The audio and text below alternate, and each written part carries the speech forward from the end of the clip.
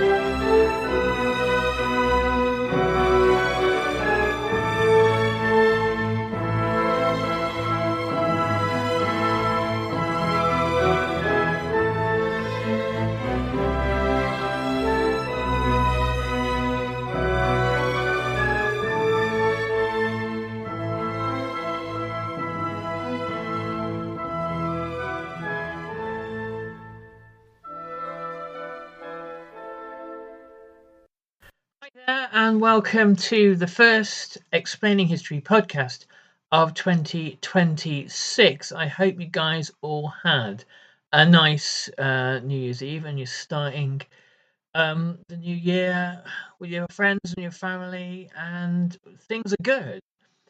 You know what? I was sitting looking at my bookshelf today and I realised something quite crucial. In all the time I've done this podcast is about the 20th century primarily. A little bit about the 19th, mainly about the 20th. I have never, ever gone into the seminal history of the 20th century, Eric Hobsbawm's Age of Extremes. It's just, I've read it a couple of times, but I've never used it for the purpose of this podcast until now. So I have it with me, and I want to spend this year kind of diving into the Age of Extremes, looking at Hobsbawm's history of the 20th century and what he calls the short 20th century. His 20th century runs from 1914, the start of the First World War, to 1991 and the fall of the Berlin Wall, the end of the Cold War. He said that those are the historical parentheses that kind of divide the 20th century.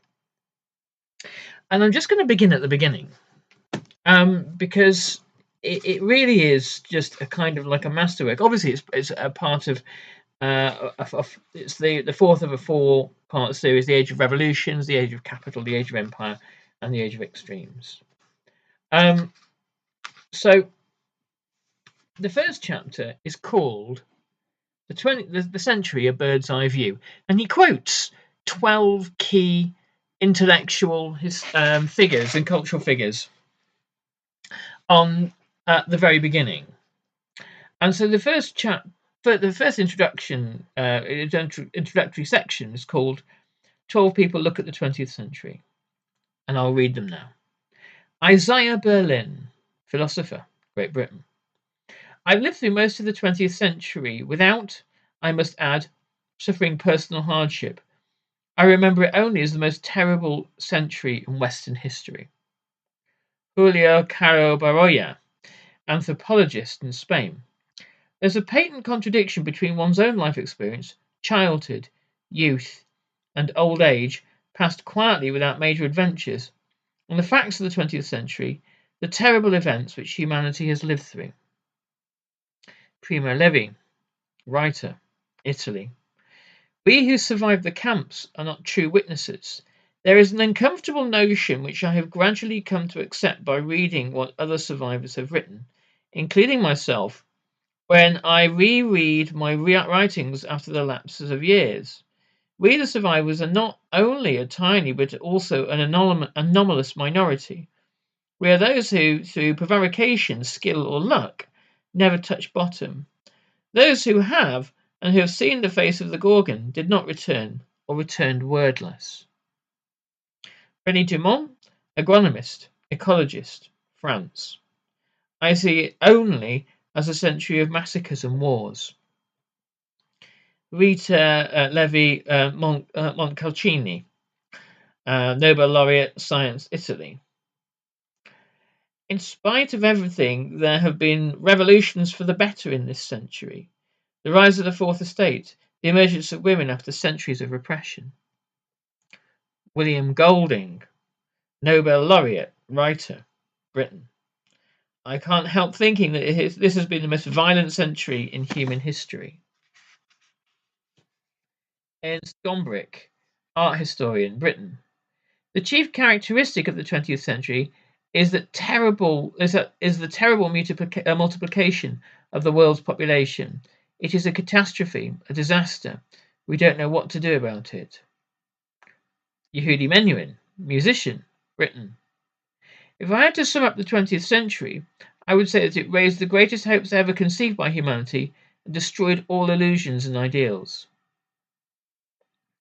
Severo Ochoa, Nobel laureate, science, Spain.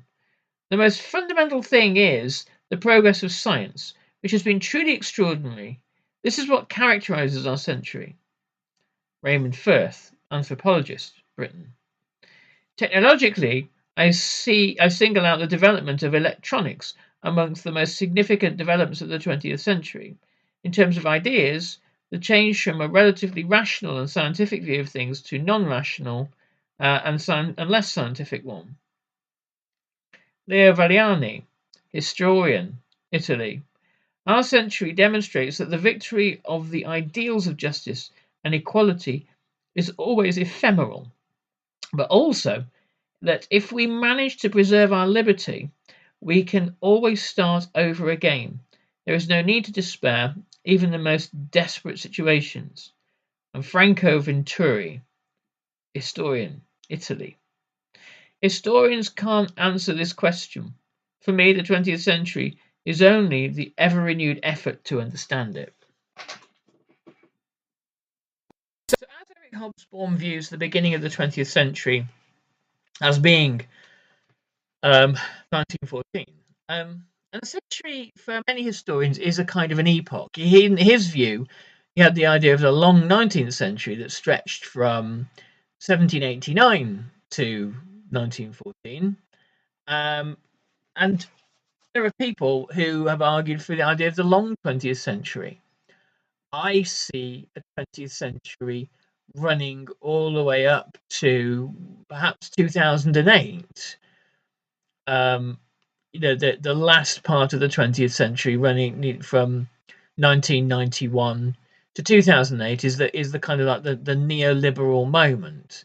There had been a neoliberal development from 1979 to 1991, but the triumph of neoliberalism with the end of the Soviet Union and the collapse of the Berlin Wall and the globalization of neoliberalism that kind of collides with reality in 2008. I see after 2008 a new epoch emerging in various stages in 2016 and this year that I've talked about a lot, 2025 that we just departed from. Trump 1 and Trump 2 really, where the kind of the collapse becomes more profound. So opinions on historical epochs obviously differ. On the 28th of June 1992, President Francois Mitterrand of France made a sudden, unannounced and unexpected appearance in Sarajevo, already the centre of a Balkan war that was to cost perhaps 150,000 lives during the remainder of that year. His object was to remind world opinion of the seriousness of the Bosnian crisis. Indeed, the presence of a distinguished, elderly, and visibly frail statesman under small arms and artillery fire was much remarked on and admired. However, one aspect of Mr. Mitterrand's visit passed virtually without comment, even though it was plainly central to it: the date. Why had the President of France chosen to go to Sarajevo on that particular day? Because the 28th of June was the anniversary of the assassination in Sarajevo in 1914 of Archduke Franz Ferdinand of Austria-Hungary, which led within a matter of weeks to the outbreak of the First World War.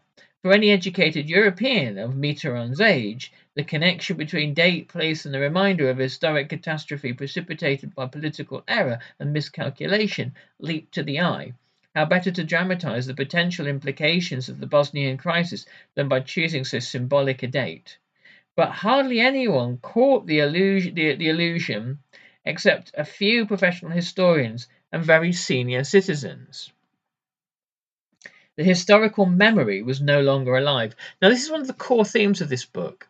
The idea of historical memory and forgetting, that we are leaving, or we left the 20th century with a kind of historical amnesia that was unprecedented.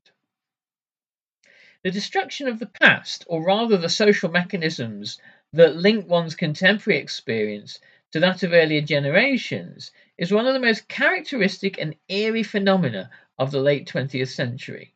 Most young men and women at the century's end grow up in a sort of permanent present, lacking any organic relation to the public past of the times they lived in. This makes historians whose business it is to remember what others forget more essential at the end of the second millennium than ever before. But for that very reason, they must be more than simple chroniclers, remembrancers, and compilers, though this is also the historian's necessary function. In 1989, all governments, and especially all foreign ministries in the world, would have benefited from a seminar on the peace settlements after the two world wars, which most of them had apparently forgotten. So there is an argument, and I think it's a pretty compelling one, that some sort of meaningful Paris Peace Conference, Potsdam Conference type of event needed to happen at the end of the Cold War. And the fact it didn't is telling. The fact that what we got instead was a uniform economic doctrine, not a kind of a political or diplomatic settlement, so much as an economic one, which imposed economic shock on the former Soviet Union, tells us a lot, probably, about who is kind of in charge from throughout the 1980s, at the very least, perhaps, if not before that, and the ideas particularly that have prevailed. However, writes Eric Hobsbawm, it's not the purpose of this book to tell the story of the period which is its subject, the short 20th century from 1914 to 1991, although no one who's been asked by an intelligent American student whether the phrase Second World War meant that there had been a First World War is unaware that knowledge of even the basic facts of the century cannot be taken for granted. My object is to understand and explain why things turned out the way they did, and how they hang together. For anyone of my age group who has lived through all or most of the short 20th century, this is inevitably also an autobiographical endeavour. We're talking about amplifying and correcting our own memories, and we are talking as men and women of a particular time and place, involved in various ways in its history and as actors in its dramas, however insignificant our parts, as observers of our own times, and not least as people whose views of the century have been formed by what we have come to see as its crucial events. We are part of this century. It is part of us. Readers who belong to another era, for instance, the student entering university at this time, this is written, for whom even the Vietnam War is prehistory, should not forget this. For historians of my generation and background, the past is indestructible, not only because we belong to a generation when streets and public places were still called after public men and events, the Wilson Station in pre-war Prague, the Metro Stalingrad in Paris. I have been to the Metro Stalingrad in Paris. It's always thought a strange and anomalous place. When peace treaties were still signed and therefore had to be identified, the Treaty of Versailles, and war memorials record yesterdays. But because public events are part of the texture of our lives, they are not merely markers in our private lives, but what has formed our lives, private and public. For this author, the 30th of January 1933 is not simply an otherwise arbitrary date when Hitler became Chancellor of Germany, but a winter afternoon in Berlin when a 15-year-old and his younger sister were on their way home from their neighbouring schools in Wilmersdorf and Halensee, and somewhere on the way we saw a headline. I can see it still, as in a dream. But not only one old historian has the past as part of his permanent present. Over huge stretches of the globe, everybody of a certain age, irrespective of their personal background and life story, has passed through the same central experiences. They have marked us all to some extent in the same ways. The world that went to pieces at the end of the 1980s was the world shaped by the impact of the Russian Revolution of 1917.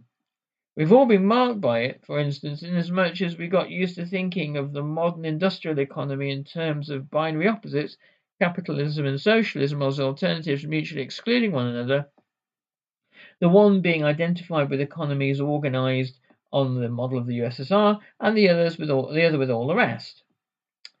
It should now be becoming clear that this was an arbitrary and to some extent artificial construction which can only be understood as part of a particular historical context. And yet, even as I write, it is not easy to envisage, even in retrospect, other principles of classification which might have been more realistic than that which placed the USA, Japan, Sweden, Brazil, the German Federal Republic, and South Korea in a single pigeonhole, and the state economy systems of the Soviet region, which collapsed in the 1980s, in the same compartment as those in East and Southeast Asia, which demonstrably did not collapse. Again, even the world which has survived the end of the October Revolution is one whose institutions and assumptions were shaped by those who were on the winning side of the Second World War. Those who were on the losing side or associated with it were not only silent and silenced, but virtually written out of history and intellectual life, except in the role of the enemy, in the moral world drama of good versus evil. This may now also be happening to the losers of the Cold War, of the second half of the century, though probably not to quite the same extent or for so long. This is one of the penalties of living through a century of religious wars. Intolerance is their chief characteristic, even those who advertised the pluralism of their own non-ideologies did not think the world was big enough for permanent coexistence with rival secular religions. Religious or ideological confrontations, such as those which have filled this century, build barricades in the way of the historian, whose major task is not to judge but to understand even what we can least comprehend. Yet what stands in the way of understanding is not only our passionate convictions, but the historical experience that has formed them. The first is easy to overcome, for there is no truth in the familiar but mistaken French phrase "tout comprendre, c'est tout pardonner." To understand all is to forgive all. To understand the Nazi era in German history and to fit it into its historical context is not to forgive the genocide. In any case, no one who has lived through this extraordinary century is likely to abstain from judgment. It is understanding that comes hard. So Eric Hobsbawm there, he kind of he's sort of is, I think, suggesting that we are always at risk of oversimplifying the 20th century, and we have to an extent oversimplify things, or at least simplify things, in order to navigate them in the first place. It's easy to see the 20th century as this kind of competing struggle between three powers, or between three ideologies: capitalism, socialism, and fascism. But that's a very kind of Western way of viewing things. And I mean, if you take the example of Chinese communism is far more so than Soviet communism a kind of a national liberation struggle. And the various national liberation struggles that were contain elements of sort of nationalism and socialist ideas and a few others besides, can't be easily kind of put into any of those three camps. And this is part of the problem of various countries during the Cold War, Indonesia or Syria or Egypt or Kenya or Vietnam, that they were faced with the reality that there were one or other side to pick, neither of which particularly attractive, and that particularly the United States of America would not tolerate the development of a kind of an independent bloc, and to some degree the same is true of the Soviet Union, but particularly America during the Cold War. So one of the things I think we can agree on, I hope so anyway, is that when we try to examine the 20th century, we're trying to kind of do it not from the perspective of simplification. And then there's this problem of historical amnesia, and how we explain it, how we understand it. Tony Judd has written quite a bit about this, and I'm going to kind of look at what he's had to say. But I think it comes down to a number of things. It's not due to a lack of available history. It's not due to a lack of books in bookshops or TV programs on the TV. We're saturated with that. It's not due to currently at this moment the absence of things like YouTube.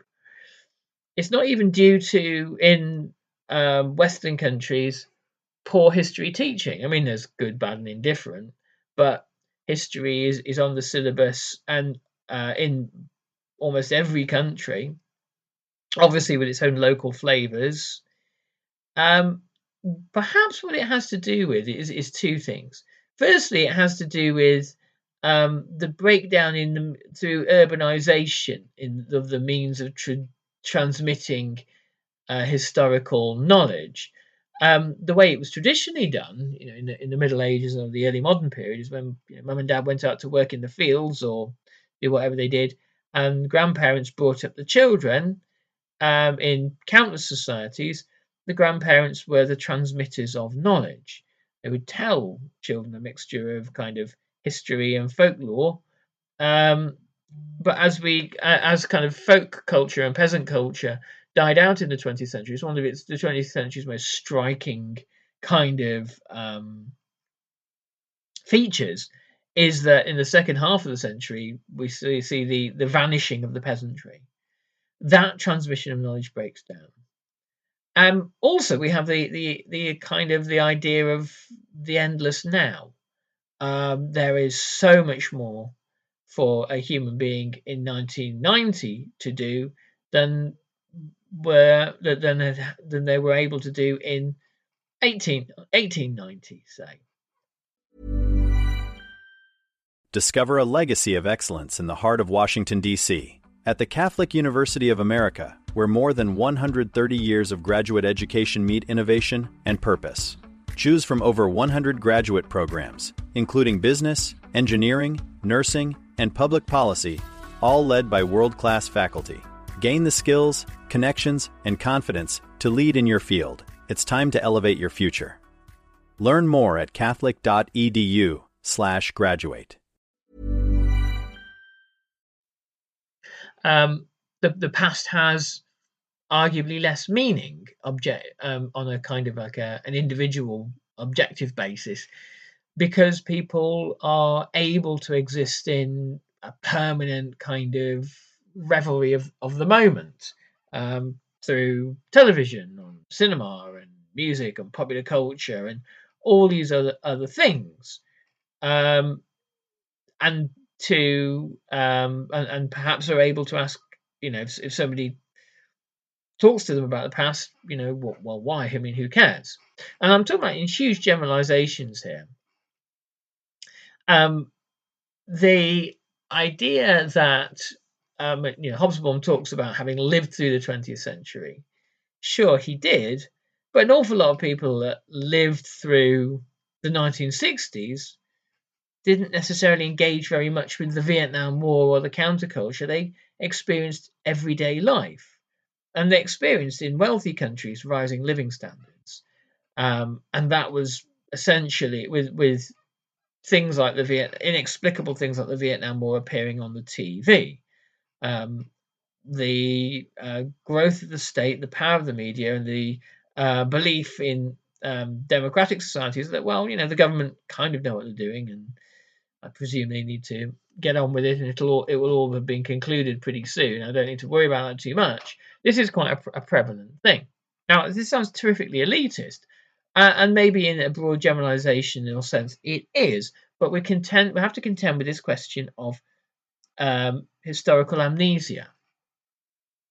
Why, after the most eventful century in human history, do people who were born either during or slightly after the events in question know absolutely nothing about them? A great many do know absolutely nothing about them. And instead of obviously judging those people and saying, tisk tut tut, it's more useful to wonder why. Most of the people in question, perfectly intelligent, and but their ability to connect with and engage with and explore the past is, for some structural reason, quite limited.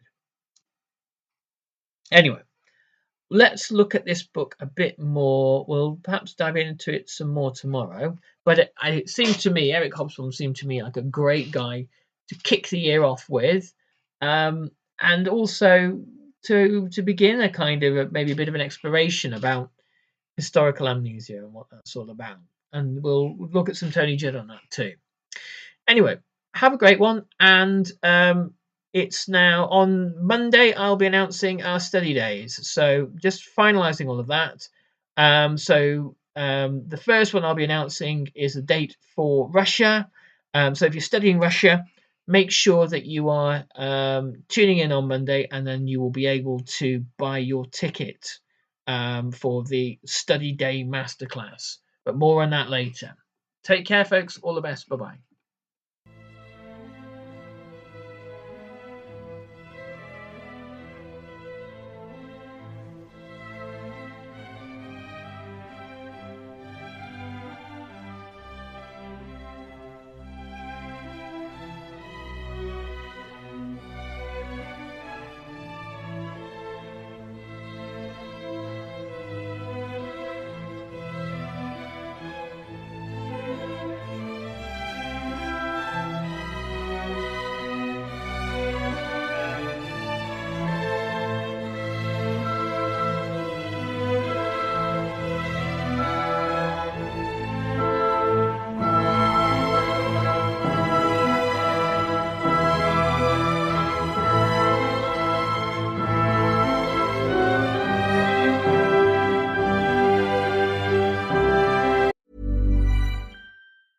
One of the biggest challenges of earning a degree as a military veteran is transitioning your goals and experiences to your next phase in life.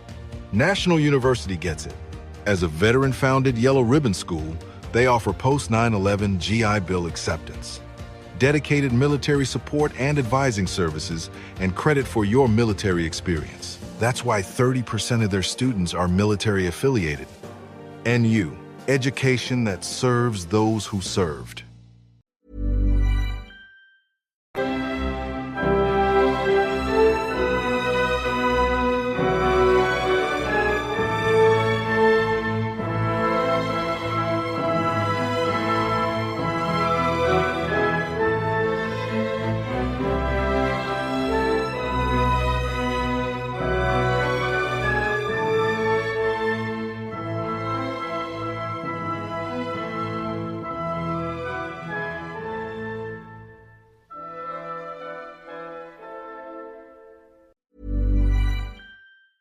One of the biggest challenges of earning a degree as a military veteran is transitioning your goals and experiences to your next phase in life. National University gets it. As a veteran-founded Yellow Ribbon School, they offer post-9/11 GI Bill acceptance, dedicated military support and advising services, and credit for your military experience. That's why 30% of their students are military affiliated. NU, education that serves those who served. Thank you for listening to this episode of Explaining History. This podcast is an independent production, and it's listener support that keeps these conversations going week after week. If you find value in the show and want to help cover the costs of research and production, please consider making a contribution. You can join our community on Patreon or make a one-off donation. Just follow the links in the show notes for this episode. Every bit of support is truly appreciated.